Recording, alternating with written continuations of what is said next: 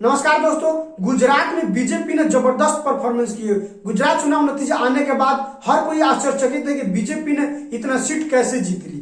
BJP ने आखिर क्या की कि 27 साल सत्ता में रहने के बाद भी इतना सीट जीत ली। दोस्तों, बीजेपी ने सीट जीतने के पीछे बहुत बड़ी कारण है।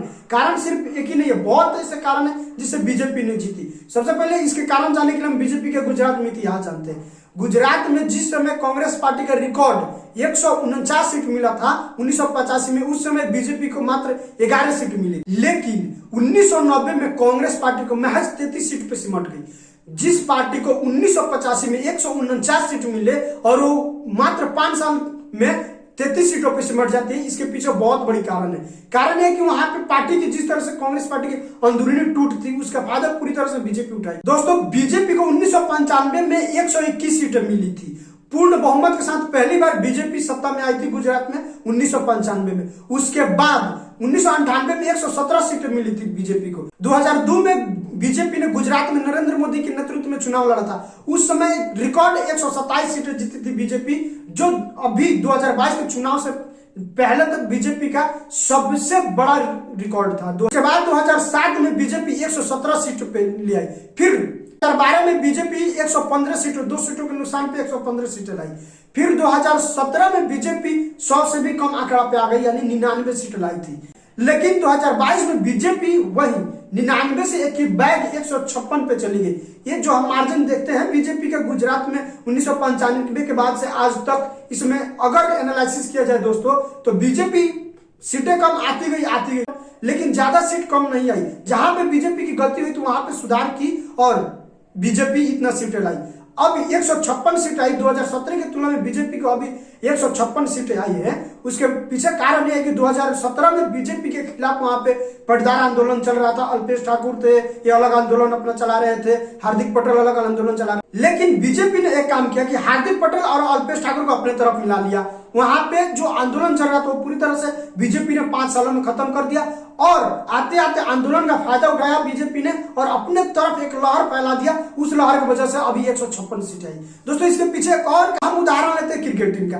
क्रिकेट टीम में होता है कि 2 टीम आपस में लड़ती है, तो ऐसा नहीं होता है कि जीतने वाली टीम अच्छा प्रदर्शन की है तभी जीतती है। नहीं, अगर उसके विरोधी टीम खराब प्रदर्शन करती है तभी जीतने वाली टीम भी जीत जाती है। अगर वही जीतने वाली टीम की सामना अगर किसी अन्य टीम से हो और वो भी टीम अच्छा प्रदर्शन करती है तो वहां पे लड़ाई तगड़ा होता है। लेकिन यहाँ पे कांग्रेस पार्टी और बीजेपी में जिस तरह था, तो ऐसा नहीं कि बीजेपी ने अच्छा प्रदर्शन किया, वो भी कुछ ज्यादा नहीं। 27 साल के अंदर जनता ने बहुत कुछ देखा होगा, सहा होगा और नाराजगी भी हुई, लेकिन कांग्रेस पार्टी ने खराब प्रदर्शन की। इसके वजह से बीजेपी ने वहां पे इतना सीटें लाई।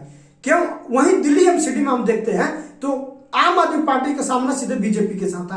बीजेपी हार गई। 15 साल एमसीडी में थी। 15 साल बाद बीजेपी हार गई क्योंकि यहाँ पे आम आदमी पार्टी दिल्ली मजबूत थी और अपने आप को और मजबूत किया। लेकिन वहीं कांग्रेस पार्टी गुजरात में गलती की और वहां पे अपनी गलती नहीं सुधारी और इतना कमजोर पड़ गई, जिसका फायदा पूरी तरह से बीजेपी ने उठाया और बीजेपी डायरेक्ट 57 सीट का फायदा उठाई। जो बीजेपी का कैडर गुजरात में बहुत स्ट्रॉन्ग है। बीजेपी जहां भी चुनाव लड़ती है वो अपनी पूरी ताकत झोंक देती है। हम गुजरात के उदाहरण भी लेंगे क्योंकि गुजरात में बीजेपी अमित शाह और मोदी जी के नाम पे चुनाव लड़ा था। खासकर मोदी जी का पोस्टर हर जगह था, मोदी जी का एक लहर चलाया था। लेकिन बीजेपी ने गलती कभी नहीं की कि उन्होंने केवल मोदी जी से ही चुनाव प्रचार कराया हो। जैसे कांग्रेस पार्टी ने वहां पे केवल मल्लिकार्जुन खड़गे और अशोक गहलोत जी को उतारा था, लेकिन बीजेपी ने ऐसा नहीं किया। बीजेपी अपनी बाहर से भी अपने नेताओं को बुलाई। हेमंत बिश्व शर्मा गए थे चुनाव प्रचार करने, योगी आदित्यनाथ गए थे, मनोज तिवारी गए थे और कपिल मिश्रा गए थे। इससे स्पष्ट होता है कि बीजेपी ने कितना अपनी ताकत झोंकी थी। बीजेपी ने पूरी तरह से गुजरात में अपनी हर तरह के हर नेताओं को योगी आदित्यनाथ के चुनाव में ले जाने का मकसद साथियों ये नहीं था कि वहां पे इन्होंने विकास दिखाना है, बल्कि हिंदुत्व वोट को पोलराइज करना था। वही हेमंत बिश्व शर्मा को भी यही कारण था कि हिंदुत्व के मुद्दा वहां पे उठाना था। कपिल मिश्रा गए थे। इसीलिए बीजेपी वहां पे जहां भी चुनाव लड़ती है, केवल गुजरात ही नहीं, लेकिन गुजरात इतने मजबूत होने के बावजूद भी अगर छोटे छोटे नेताओं को भी वहां चुनाव प्रचार कराती है, यह समझ लेना चाहिए कि बीजेपी के चुनाव प्रचार करने का तरीका क्या है। अब बात हम करते हैं कांग्रेस पार्टी की। 2017 में कांग्रेस पार्टी बहुत अच्छा प्रदर्शन की, 77 सीटें जीती थी और 2017 के आधार पर 2022 का चुनाव लड़ा कि हमने 2017 में इतना सीट जीता था और 2022 में इतना, अब तो बहुमत आ ही जाएगा, हम चुनाव जीत ही लेंगे। ये कांग्रेस पार्टी की सबसे बड़ी गलती थी जिसका फायदा बीजेपी को होगा। कांग्रेस पार्टी अपनी सारी नेताओं को चुनाव में नहीं उतारा था। ऐसे कांग्रेस पार्टी में ज्यादा नेता है नहीं, क्योंकि सारे के सारे नेता छोड़ के अच्छे अच्छे चले गए, चाहे गुलाम नबी आजाद हो, हेमंत बिश्व शर्मा हो, अन्य कोई भी नेता, बहुत सारे नेता छोड़ के चले गए। नाम गिनाया जाए तो ऐसा लगेगा कि लिस्ट ही बन जाएगी। कांग्रेस पार्टी अपने मुख्य नेताओं को भी नहीं चुनाव में उतारी थी। 80 साल के मल्लिकार्जुन खड़गे अकेले चुनाव प्रचार कर रहे थे। राहुल गांधी महज 1-2 सभाएं की है गुजरात में। सोनिया गांधी गई थी नहीं, प्रियंका गांधी गई थी नहीं, राहुल गांधी भारत जोड़ो यात्रा गुजरात में की ही नहीं, इधर ही उनका रूट दूसरा ही है। इसीलिए इस सब का फायदा बीजेपी ने बहुत अच्छी तरह से उठाया और कांग्रेस पार्टी का यहाँ पे कमजोरी रहा। क्योंकि अगर कांग्रेस पार्टी भी अपनी ताकत झोंकती पूरी तरह से बीजेपी को, जैसे मोरबी हादसा हुआ था, अन्य कई तरह से हादसा हुआ, लेकिन कांग्रेस पार्टी जनता के बीच नहीं ले गई और कांग्रेस पार्टी इतना कमजोर पड़ गई, इतना कमजोर पड़ गई कि कांग्रेस पार्टी का वोट भी आम आदमी पार्टी ने काट ली। गुजरात में अगर आम आदमी पार्टी ने जितने भी, उन्हें लगभग 41 लाख वोट मिले हैं, सारे के सारे लगभग कांग्रेस पार्टी का वोट है जो आम आदमी पार्टी को ट्रांसफर। कांग्रेस पार्टी ने एक प्रयोग किया था कि राहुल गांधी को, सोनिया गांधी को और प्रियंका गांधी को गुजरात चुनाव से बाहर रखा जाए, क्योंकि अगर वो चुनाव प्रचार करेंगे तो फिर बीजेपी को एक मुद्दा मिल जाएगा, वो भी परिवारवाद का मुद्दा। इसीलिए मेरे ख्याल से राहुल गांधी को चुनाव प्रचार से बाहर रखा गया। खुद ही राहुल गांधी साइड हो गए, चुनाव प्रचार ज्यादा गुजरात में नहीं किए गए। आम आदमी पार्टी 2017 में गुजरात में 26 सीटों पर चुनाव लड़ी थी और 26 के 26 सीटों पर उनकी जमानत जब्त हो गई थी और उन्हें वोट मिला था मात्र 0.1%। लेकिन 2022 में उन्हें लगभग 13% वोट मिला।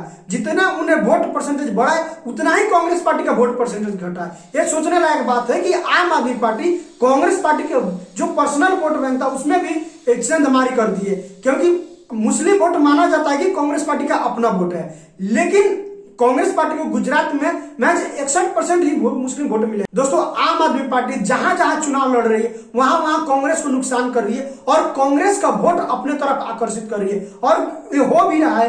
कांग्रेस का लगभग हर राज्य में, हिमाचल प्रदेश अगर छोड़ दे तो हर राज्य में कांग्रेस का ही वोट आम आदमी पार्टी को मिल रहा है। बीजेपी का वोट कट के आम आदमी पार्टी को नहीं जा रहा है, लेकिन कांग्रेस का वोट कट के आम आदमी पार्टी को जा रहा है। यानी आम आदमी पार्टी और कांग्रेस पार्टी में जबरदस्त टक्कर चल रहा है कि कौन किसका वोट काट ले। आम आदमी पार्टी का पहले से कोई वोट था ही नहीं, तो कांग्रेस पार्टी तो काटेगी नहीं। स्पष्ट है कि कांग्रेस पार्टी का वोट ही आम आदमी पार्टी अपने तरफ खींच रही है। साथियों, गुजरात चुनाव में लगभग 52% वोट बीजेपी को मिला है, लगभग 27% वोट कांग्रेस पार्टी को मिला है और लगभग 13% वोट आम आदमी पार्टी को मिला है। इतना ही नहीं, एक और पार्टी थी जो मुस्लिम वोट को अपने तरफ खींचने के लिए इस गुजरात के चुनाव में लड़ी थी, वो थी असदुद्दीन ओवैसी की पार्टी और मुस्लिम वोटों को अपने तरफ स्पेशल खींचने के लिए इसने कैंडिडेट भी उतारा था, लेकिन इस पार्टी को सिर्फ वोट मिला 0.29%।